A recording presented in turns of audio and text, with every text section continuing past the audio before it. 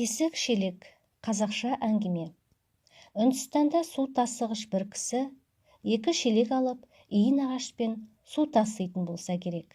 Алайда екі шелектің біреуі тесік екен.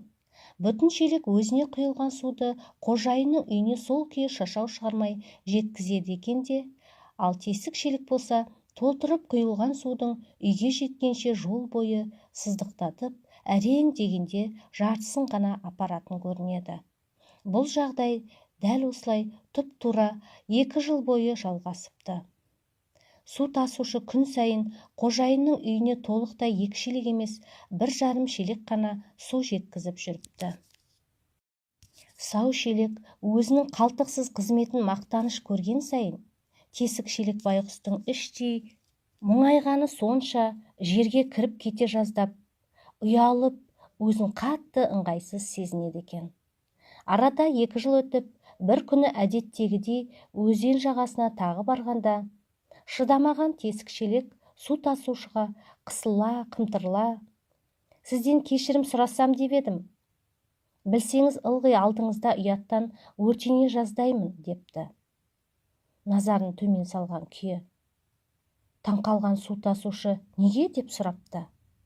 Шелек болса: "Өйткені менің бір бүйірім тесік болғандықтан, ылғи сіз толтырып құйған судың жартысын жеткізіп, өзіме жүктелген міндетті толық орындай алмай жүргеніме іштей қатты қысылам. Менің кесірімнен сіз де өзіңізге тиесілі төлем ақыңызды толықтай ала алмай келесіз" дегенде, су тасушы: "Оған бола қайғыратын түк те жоқ.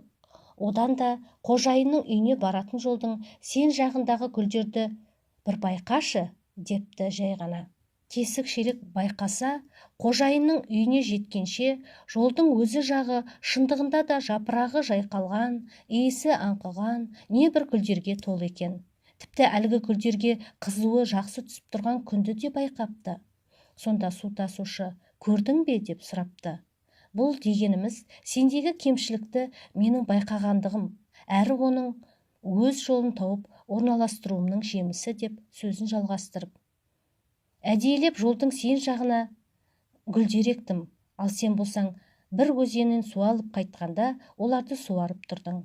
2 жылдан бері осы әдемі гүлдерден қожайынды таң қалдыра дастарханды жайнатып келдік.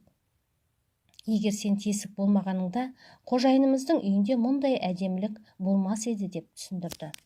Бұл әңгімеден түйетін ой, барлығымыз пенде болған соң, тесік шелек секілді әркімнің де өзіне мәлім кемшіліктерінің болары сөзсіз. Алайда кемшіліктен қуыстанып қорқа берген жөн емес. Қайта кемшіліктен де адам өзіне қажетті үлгі ала білсе, оның да басқалардың қуанышына жарамасына кім кепіл.